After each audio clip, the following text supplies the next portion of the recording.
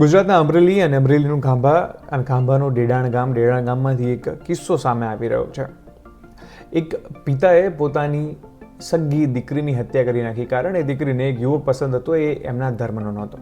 દીકરી મુસ્લિમ સમાજમાંથી આવતી હતી, જે દીકરો હતો જેની સાથે એને પ્રેમ થયો હતો એ હિન્દુ સમાજમાંથી હતો. તો પરિણામે પિતાએ પોતાની જ દીકરીની હત્યા કરી નાખી.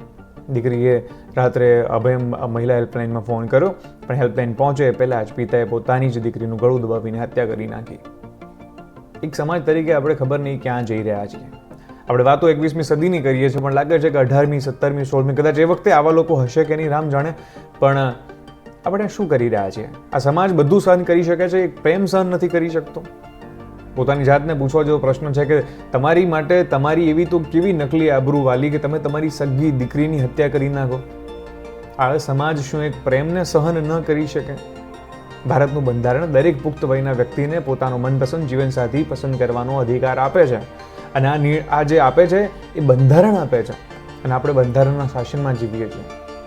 કદાચ એક બાપ તરીકે એમની દીકરીના કે દીકરાના લીધેલા નિર્ણય એમને પસંદ ન હોય, તેમ છતાં પણ એક બાપ તરીકે એમને કોણે અધિકાર આપ્યો પોતાના દીકરા કે દીકરીને આવી રીતે મારી નાખવાનો?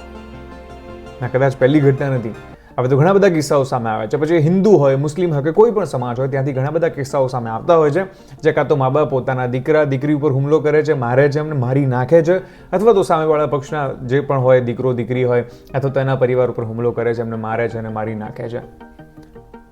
આપણે બસ ખાલી મોટી મોટી વાતો કરવાથી કશું પુરવાર નથી કરી શકવાના, પણ આવી ઘટનાઓ જ્યારે સામે આવે છે ત્યારે પ્રશ્ન તો એ જ ઊભો થાય છે કે આટલી હદે ક્રૂરતા, નિર્દયતા ક્યાંથી આવે છે કે પોતાના સગા દીકરા દીકરીઓને મારતા પણ આ લોકો ક્ષણભરનો વિચાર નથી કરતા.